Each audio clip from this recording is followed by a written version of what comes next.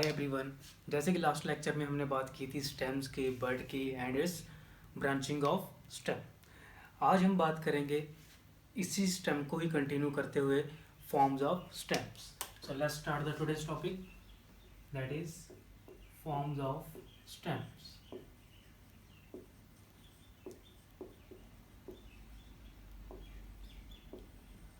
So stems are mainly divided into three broad categories. Stem को तीन broad categories में divide किया है।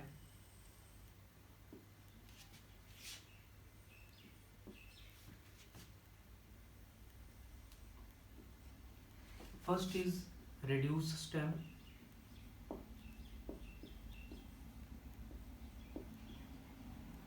second erect stem, and third one is weak stem। ठीक है जी। तो स्टेम की मेन थ्री टाइप्स हैं, रिड्यूस, इरेक्ट एंड वीक।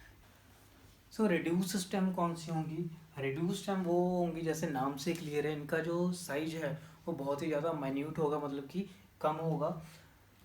तो इसमें आपने क्या लिखना है कि these stem are reduced disc like in which node and internodes are not differentiated। ठीक है जी। तो इसमें हम नोड और इंटरनोड को डिफरेंशिएट नहीं कर पाएंगे क्योंकि इनका जो साइज है वो बहुत ही ज़्यादा रिड्यूस है। जैसे कि पहले आपको पता हो कि नोड इंटरनोड क्या है, कि ये मान लो एक स्टेम है, लास्ट लेक्चर में भी बात की थी नोड इंटरनोड की। तो उसमें जो इस तरह की स्ट्रक्चर्स प्रेजेंट होंगी स्टेम पे, ठीक है जी, दीज आर कॉल्ड नोड। ये नोड होगी, ये नोड होगी, दो नोड्स के बीच का जो डिफरेंस होगा दैट इज कॉल्ड इंटरनोड। ठीक है जी। वैसे तो इंटरनोड डिफरेंशिएट है, बट रिड्यूस स्टेम्स का साइज ही इतना कम होगा कि उसमें हम नोड इंटरनोड को डिफरेंशिएट कर ही नहीं पाएंगे। ठीक है जी। तो ध्यान रखना है कि नोड इंटरनोड को डिफरेंशिएशन नहीं हो पाएगी और डिस्क लाइक स्ट्रक्चर्स होंगी जी, डिस्क्वायर्ड स्ट्रक्चर। ठीक है जी। एग्जाम्पल आपने करनी है तो example carrot, reddish,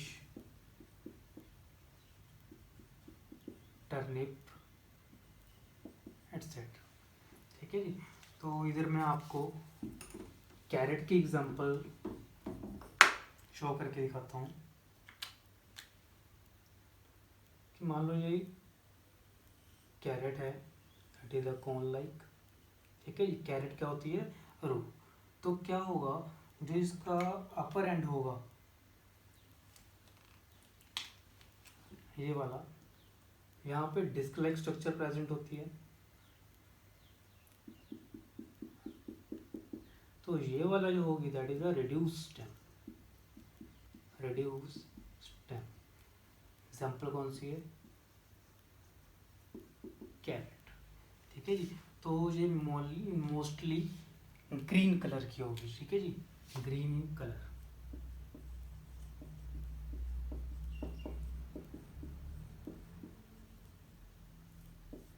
green in colour, disquared stem. ठीक है जी। So that's about the reduce stem. ठीक है जी। नेक्स्ट हम बात करेंगे अब इरेक्ट स्टेम की। सो इरेक्ट स्टेम कौन सी होंगी? Erect stems they are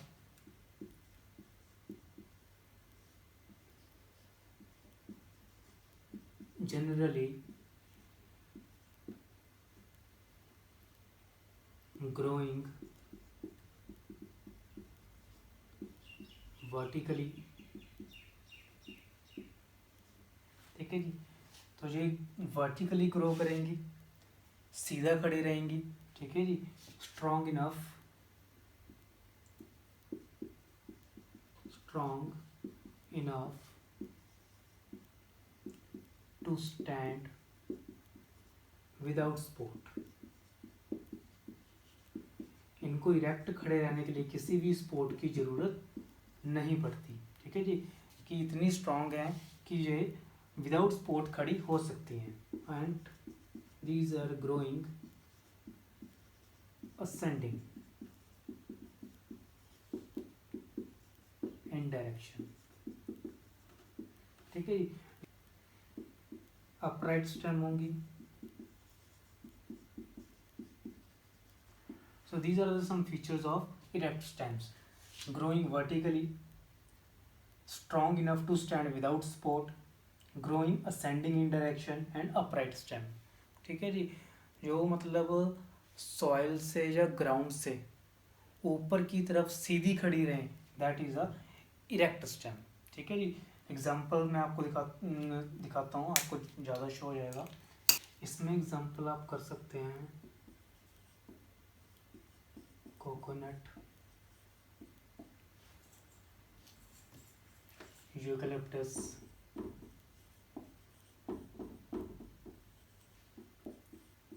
palm, maize etcetera. ठीक है जी, so these are the erect stems, जो नॉर्मल सी हैं, जो वर्टिकली ग्राउंड के ऊपर सीधी खड़ी रह सकें without support, that are erect stem. ये साइज के अकॉर्डिंग है, ये जनरली वर्टिकल होंगी ग्राउंड पे, ठीक है, कोई सपोर्ट की ज़रूरत नहीं है, सीधा खड़ी रहेंगी। तो नेक्स्ट आएगा वीक स्टेम। इरेक्ट स्टेम है, अपने एग्जांपल कोकोनट, यूकेलिप्टस, ठीक है। इसकी भी फर्दर टाइप्स हैं, जैसे कलम है, डेक्रेंट है, तो वो आपके सिलेबस में नहीं है, उसके बारे में हम बात नहीं करेंगे, तो आपने सिर्फ इतना ही करना है इसमें। तो स्टूडेंट, अब हम बात करेंगे वीक स्टेम की। जो वीक स्टेम होगी, ये स्टेम जैसे नाम से क्लियर है, काफ़ी ज़्यादा वीक होंगी, means thin, delicate, sensitive stems होंगी। ये सीधी खड़ी नहीं रह सकती किसी सपोर्ट के बिना, ठीक है जी। So weak stems are thin, soft, elastic, sensitive, delicate और can't stand without the help of any support. Weak stem को भी फर्दर क्लासेस में क्लासीफाई किया हुआ है, तो उसकी अब हम बात करेंगे। So first of all, week stem is divided into two categories. First is upright weak stem,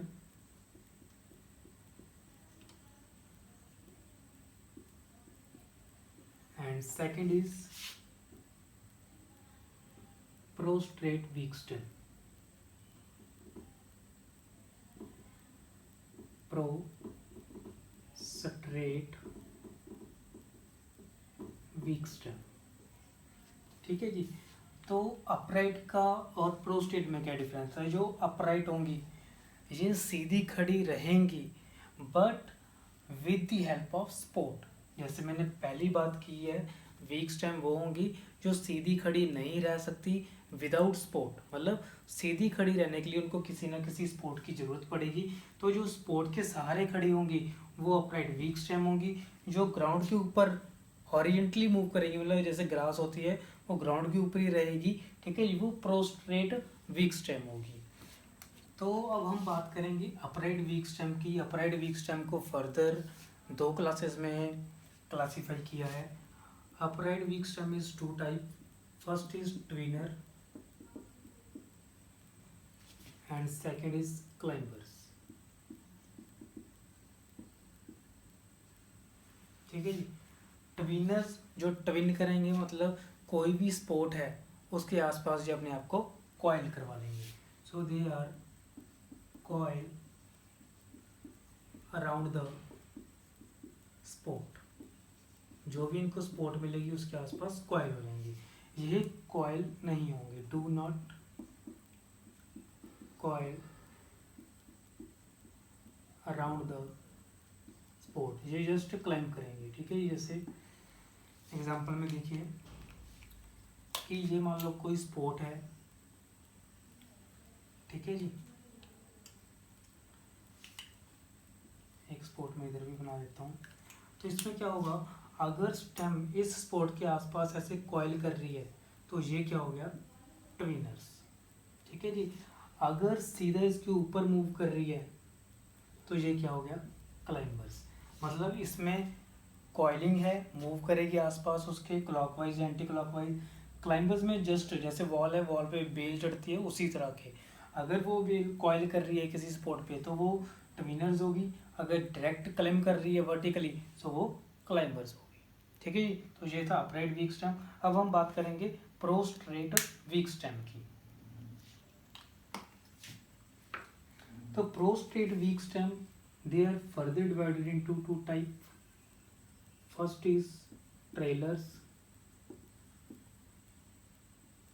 and second is creepers. ठीक है जी। ट्रेलर और क्रीपर में कोई ज़्यादा डिफरेंस नहीं है। दोनों जो प्रोस्टेट वीक स्टेम की हैं ये हॉरिजेंटली ग्राउंड पे मूव करेंगी, ग्राउंड पे ही रहेंगी, सीधी नहीं जाएंगी। ठीक है जी। कोई सपोर्ट की ज़रूरत नहीं होती इनको, मतलब सपोर्ट पे ये क्लाइंब या कॉइल नहीं करेंगी। तो ध्यान रखना है, ये सपोर्ट के आसपास क्लाइंब और ट्विन करेंगी। प्रोस्टेट जस्ट हॉरिजेंटली मूव करेगी सिर्फ ग्राउंड पे, ये स्पोर्ट पे क्लाइंब या कॉइल नहीं होगी। ये काफ़ी इनका इंपॉर्टेंट डिफरेंस है। ट्रेलर और क्रीपर में क्या है, जब ये नीचे को मूव करेंगी तो इंटरवल पे रूटिंग होगी। रूटिंग का मतलब समझिए कैसे,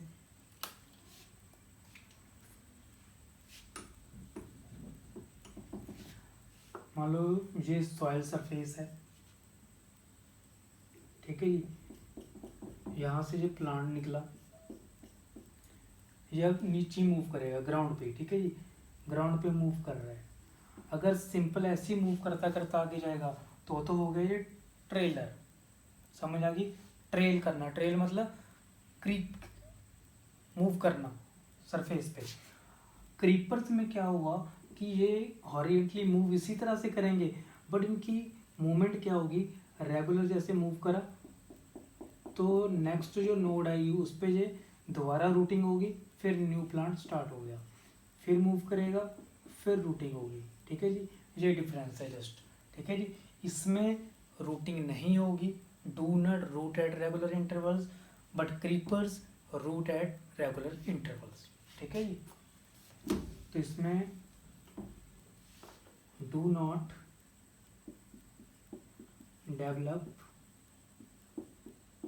रूट एट इंटरवल्स। ठीक है जी। But creepers they develop roots at intervals. ठीक है जी। अब जो क्रीपर हैं ये फर्दर 3 तरह के होंगे। क्रीपर्स को फर्दर 3 टाइप्स में डिवाइड किया है। First is runner, second stolon, third offsets. ठीक है जी। तो क्रीपर्स आगे 3 तरह के हैं, रनर, स्टोलन एंड ऑफसेट। इनकी हम सारे के बारे में आगे बात करेंगे डिटेल में। तो याद रखना है स्टेम मेनली 3 तरह के हैं, रिड्यूस, वीक एंड इरेक्ट। तो रिड्यूस स्मॉल साइज, इरेक्ट सीधी खड़ी होंगी, वीक मूव करेंगी। ठीक है जी। मतलब ये काफ़ी ज़्यादा वीक होंगी, हॉरिजेंटली मूव करेंगी ग्राउंड पे ज़्यादातर। ठीक है जी। तो वीक स्टेम जो है वो कितने तरह के हैं, 2, अपराइट एंड प्रोस्ट्रेट। अपराइट में 2, twin and climber, coiling, they do not coil. ठीक है जी। और नेक्स्ट प्रोस्ट्रेट में टेलर एंड क्रीपर, इसमें रूटिंग नहीं होगी, इसमें रूटिंग होगी, बट जो प्रोस्ट्रेट है ये मूव करेगा सिर्फ ग्राउंड पे। ठीक है जी।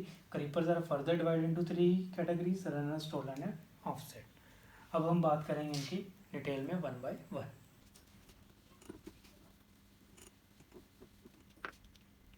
तो फर्स्ट अब हम बात करेंगे सबसे पहले वीक स्टेम की।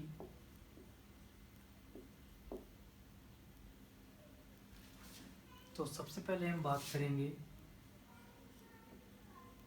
वीक स्टेम की। तो वीक स्टेम किस तरह की होंगी? These are weak, thin, soft and delicate stems. These cannot erect or stand without support। ये सपोर्ट के बिना खड़ी नहीं हो सकती, मतलब इनको ग्रो करने के लिए या सीधी खड़े रहने के लिए किसी न किसी सपोर्ट की ज़रूरत पड़ेगी। सो वीक स्टेम आगे फर्दर दो टाइप्स की हैं। First is upright weak stem,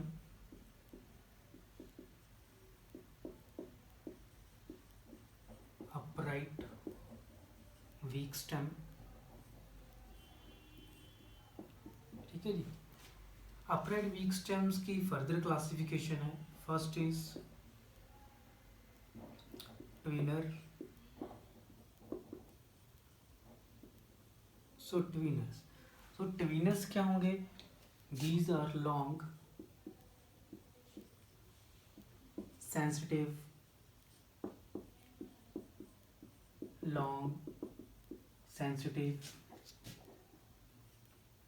and flexible structures or flexible stem structures. They coil around the sport, ठीक है जी। ये किसी भी स्पोर्ट के आसपास कॉइल्ड हो जाएंगी। तो इसमें जो ट्विनर्स में जो स्टेम कॉइल्ड करेगी, उस कॉइलिंग की डायरेक्शन जो है वो क्लॉकवाइज भी हो सकती है और एंटी क्लॉकवाइज भी हो सकती है, ठीक है जी। जैसे कि मान लीजिए ये स्पोर्ट है,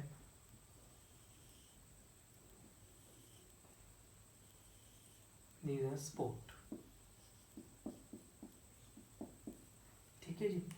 तो दूसरी तरफ से स्टेम आ रही है,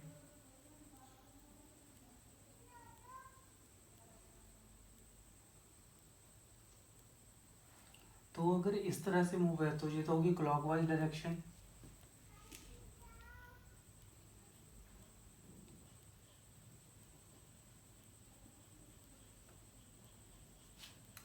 अगर इस तरह से मूव कर रही है तो वो होगी एंटी क्लॉकवाइज डायरेक्शन, ठीक है जी। ये कौन सी डायरेक्शन होगी? Clockwise, that is the clockwise direction and it is anti clockwise, ठीक है जी। So on the basis of direction of coiling around the support, it is of two type, one is clockwise and anti clockwise. Clockwise is also called dextrorse, इसे हम dextrose movement भी कह सकते हैं, और इसे हम क्या कहेंगे? Sinistrorse, that is called sinistrorse, ठीक है जी। तो on the basis of direction of coiling it is a two type, first is clockwise and second is anti clockwise. Examples are, examples में आप करेंगे कॉन्वॉल्वुलस, ठीक है जी। काफ़ी इंपॉर्टेंट एग्जाम्पल है कॉन्वॉल्वुलस। सेकंड एग्जाम्पल आप कर सकते हैं लबलब, ठीक है जी। तो लबलब में क्लॉकवाइज मिलती है, कॉन्वॉल्वुलस में एंटी क्लॉकवाइज मिलती है, ठीक है जी। कॉन्वॉल्वुलस में होगी एंटी क्लॉकवाइज और लबलब में होगी क्लॉकवाइज, ठीक है जी। सो ये था ट्विनर्स। तो नेक्स्ट अब हम बात करेंगे अपराइट वीक स्टेम की सेकेंड टाइप की, दैट इज द क्लाइंबर्स। तो second is climbers.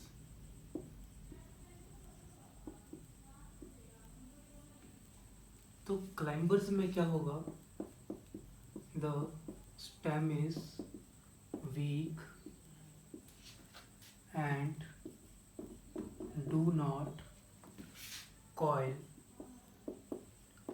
around the spot. ये कॉइल नहीं होंगी स्पॉट के आसपास. These stem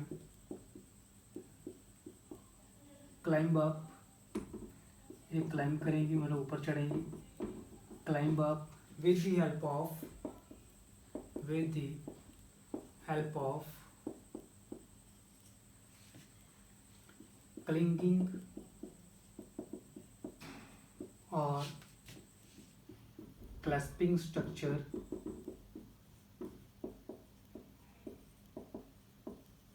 ठीक है जी. कुछ स्पेशल हुक लाइक या spine like thorn like structure होगी जिनकी वजह से जो स्पोर्ट के ऊपर चढ़ेंगी. ठीक है जी. तो एग्जांपल इस इसमें आप ईवी कर सकते हो. ठीक है जी. पी प्लांट कर सकते हो. तो ivy and pea are the important examples. So काफ़ी इजी टॉपिक है. क्लाइंबर्स क्या होंगी जो किसी भी स्पॉट के ऊपर क्लाइंब करें मतलब ऊपर चढ़ें. तो स्पेशल स्ट्रक्चर्स होंगी जिसकी हेल्प से ये उसके ऊपर मूव करेंगी स्पॉट के ऊपर. बस कॉइल नहीं करेंगी बट क्लाइंब करेंगी इन वन डायरेक्शन. ठीक है जी. इससे पहले जो ट्विनर्स था वो ट्विन मतलब कॉइल करेंगी, इनमें कॉइलिंग नहीं होगी. तो ये तो था अपराइट वीक स्टेम. अब हम नेक्स्ट पे मूव करते हैं, that is a prostate weak stem. उससे पहले मैं एक बात और बता देता हूँ. यहाँ पर क्लाइंबर्स भी अलग अलग तरह के होते हैं. जैसे रूट क्लाइंबर्स हो गया, ठीक है, स्टेम क्लाइंबर्स हो गया. तो अलग तरह के क्लाइंबर्स होंगे. पर फिलहाल आपके सिलेबस में सिर्फ इतना ही है. ठीक है जी. Next is the prostrate weak stem. So next is the prostrate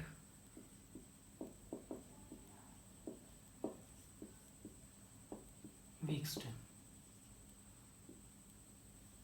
ठीक है जी. तो प्रोस्ट्रेट वीक स्टेम कौन सी होंगी? ये जो स्टेम है ये कॉइल्ड भी नहीं होंगी, किसी स्पॉट पे भी नहीं चढ़ेंगी. ठीक है. क्लाइंब भी नहीं करेंगी. तो सिंपली दे क्रीप और move horizontally on the ground. ठीक है जी. ये स्टेम सिर्फ ग्राउंड पे हॉरिजेंटली मूव करेंगी. तो these stems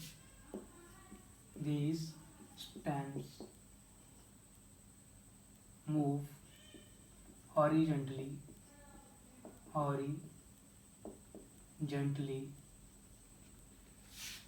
over the ground.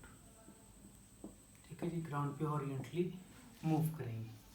तो प्रोस्ट्रेट वीक स्टेम इनकी दो टाइप होंगी जैसे पहले बात की थी हमने. First is trailers.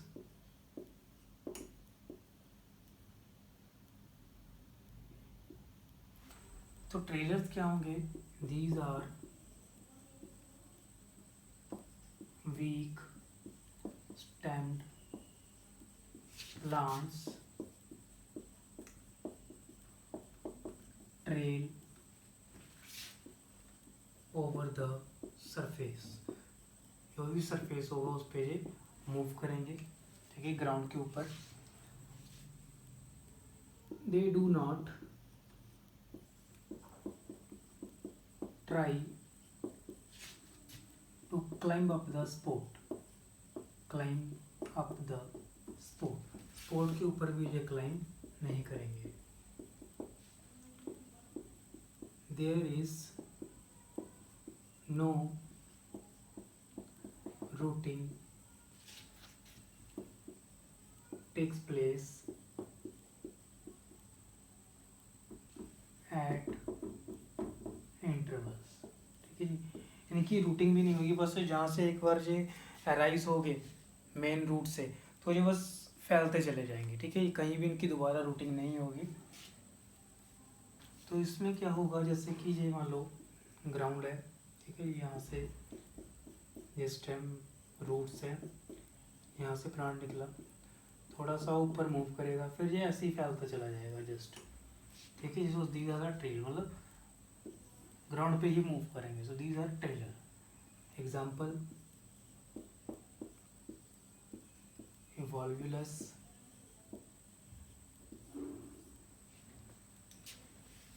ठीक है जी, ये पता लग गया ट्रेलर्स। अब हम मूव होंगे नेक्स्ट पे, second type of prostate weak stem.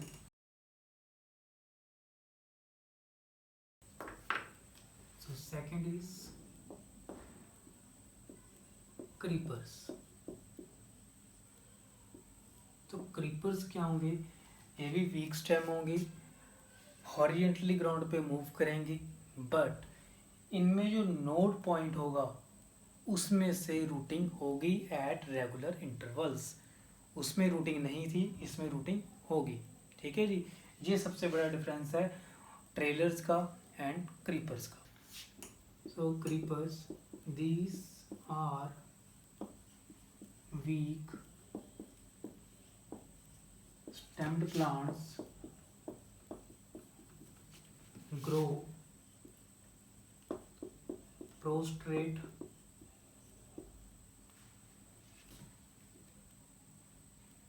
and develop adventitious root from the nodes at regular intervals, ठीक है जी। तो क्रीपर्स वीक स्टेम में है बट इनमें रूटिंग होगी, ये इंपॉर्टेंट डिफरेंस है इसके में और इसमें और टेलर्स में। ग्रास देखिए तो वो क्रीपर में आएगी। इसमें क्या होता है, ये प्लांट्स मान लो यहाँ से रूटिंग थी, यहाँ से ये मूव की, ठीक है जी, थोड़ी देर मूव करने के बाद यहाँ पर नोड होगी, ठीक है जी, वहाँ से दोबारा रूटिंग हो जाएगी, फिर इससे आगे शूट फॉर्मेशन, फिर ये आगे फैलेगा, फिर इससे आगे। तो इस तरह का क्या हो रहा है कि उसमें क्या था कि डायरेक्ट फैलती जा रही थी, दोबारा रूटिंग नहीं हो रही थी। इसमें क्या है, नोड पॉइंट से दोबारा रूट्स निकलेंगी, ठीक है जी। So that are the creepers, clear. जैसे ग्रास है, पुदीना है, एक बार लगा दो फैलते चला जाता है। So that is the creepers. Creepers are further divided into 3 categories. कौन कौन सी हैं? First is runner, second stolon, third offset, ठीक है जी। तो हम तीनों को 1 बाय 1 डिस्कस करेंगे अब। So first type of creeper is runner.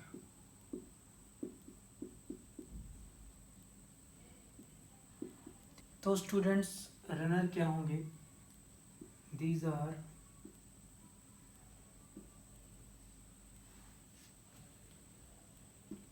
Long and thin internode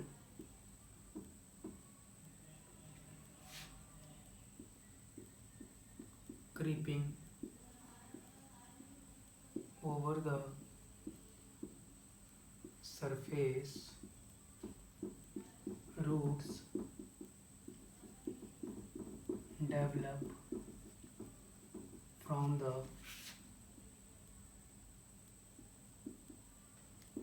nodes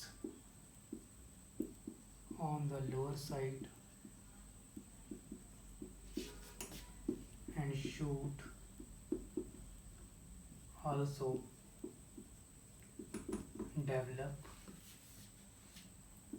from nodes। Example आप इसमें ऑक्सैलिस कर सकते हो,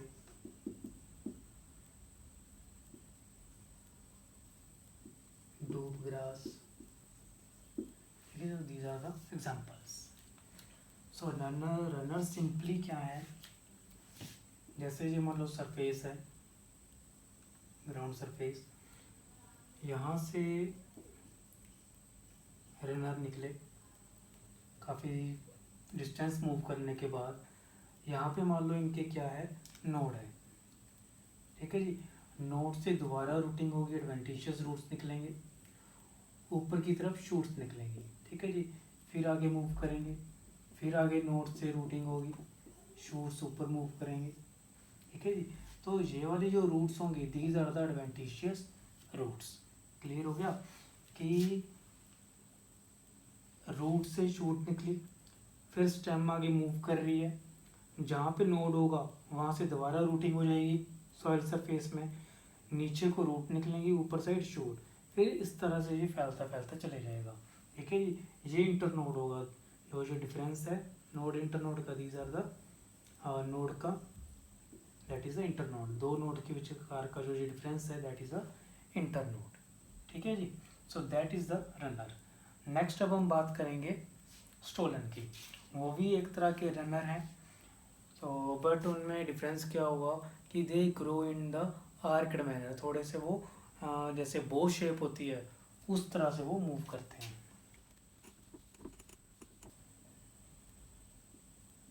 second is stolon, these are specialized runners that initially grow upward and then arc down to develop new daughter plant, ठीक है जी। तो इसमें क्या हुआ कि ये भी रनर हैं, लॉन्ग रनर होंगे। तो इसमें ये पहले तो थोड़ा सा इनिशियली तो अपवर्ड मूव करते हैं, फिर थोड़ा सा आर्क उड़ेंगे, मतलब बो शेप में हो जाएंगे, ताकि रास्ते में अगर कोई ऑब्स्टेकल है उसको भी ये ओवरकम कर सकें, ठीक है जी। They grow in arched manner to overcome the obstacle. अगर रास्ते में कोई रुकावट है, ऑब्स्टेकल का मतलब रुकावट, तो उसको जो ओवरकम कर जाएंगे। देखिए कैसे, मान लो ये सॉइल सरफेस है, ठीक है जी। यहाँ से जो फर्स्ट शूट है वो ग्रो करी, पहले ऊपर को ग्रो करेंगी, फिर ये थोड़ा सा आर्क उड़ जाएंगी, ठीक है जी। ये जो है इसको हम क्या कहेंगे, आर्कड मैनर, मतलब बो शेप, थोड़ा सा कर्व हो जाना। फिर नीचे को आएंगी, यहाँ से फिर रूटिंग होगी, ठीक है जी। फिर ऐसे आगे मूव करेंगी। तो जो ये वाली शेप है, ये आर्क शेप कहते हैं इसको। तो पहले इनिशियली ये grow upward and then arched down, ठीक है, फिर नीचे को मूव कर जाएंगी।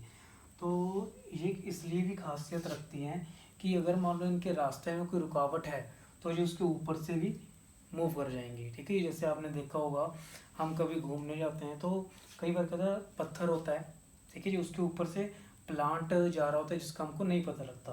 तो उसमें क्या होगा कि मान लो जैसे ये प्लांट जहाँ ग्रो कर रहा था, रास्ते में कोई ऑब्स्टेकल है, कोई स्टोन पड़ा है, तो इसकी जो स्टेम होंगी स्टोन के ऊपर से मूव कर जाएंगी, ठीक है जी। तो इनका ये बेनिफिट होता है कि कोई भी रास्ते की रुकावट को ये ओवरकम कर लेंगे। एग्जाम्पल स्ट्रॉबेरी,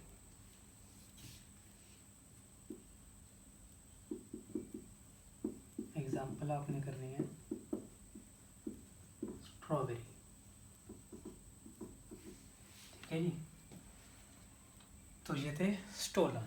नेक्स्ट लास्ट हमारा ऑफसेट्स। सो नेक्स्ट हमारा क्रीपर्स में ऑफसेट्स।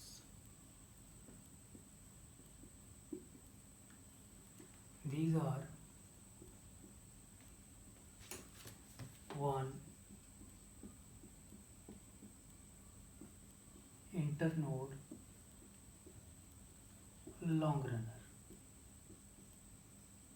ठीक है। नॉर्मली जो रनर होंगे उनसे इनके साइज थोड़ा छोटा होगा। जो क्रीपर्स हैं उनका 3 तरह से जो डिफ्रेंशिएशन है, जैसे कि रनर, स्टोलन, ऑफसेट। जो रनर होंगे, ठीक है जी, अगर उसके साथ कंपेयर करें हम लोग स्टोलन और ऑफसेट को, तो जो तो स्टोलन होंगे वो नॉर्मली रनर से ज़्यादा लेंथी होंगे, जो ऑफसेट्स होंगे वो नॉर्मल रनर से थोड़े से छोटे होंगे, ठीक है जी। दे जनरली अकर इन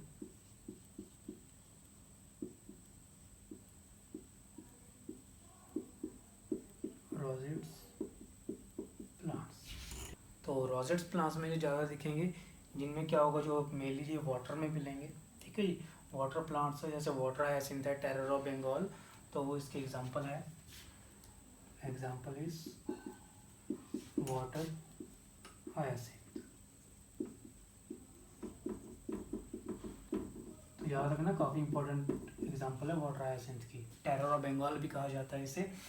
तो 1 इंटरनोड लॉन्ग रनर का मतलब क्या है कि इनकी जो लेंथ होगी सिर्फ 1 इंटरनोड जितनी होगी, कि ये ज़्यादा लेंथी नहीं होंगे। मान लो जैसे ये मेनली तो ये प्लांट वाटर में मिलेंगे, मान लो ये वाटर है नीचे, ठीक है जी। तो जो पेटल्स का ऊपर क्लस्टर होगा उसे हम रोजेट कहते हैं। तो इसमें सिंपली इनमें से रूटिंग है, ठीक है जी।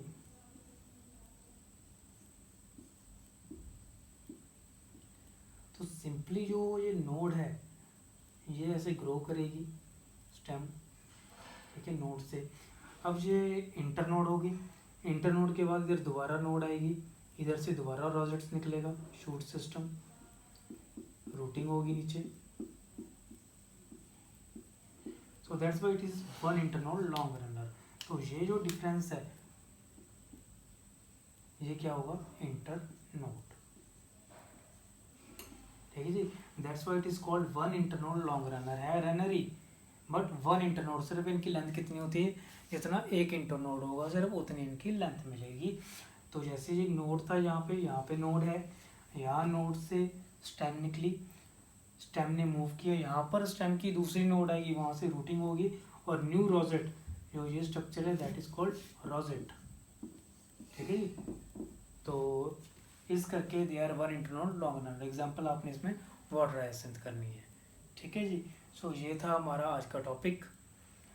नेक्स्ट लेक्चर में हम बात करेंगे मॉडिफिकेशन ऑफ स्टेम, ठीक है जी। Thank you, good bye.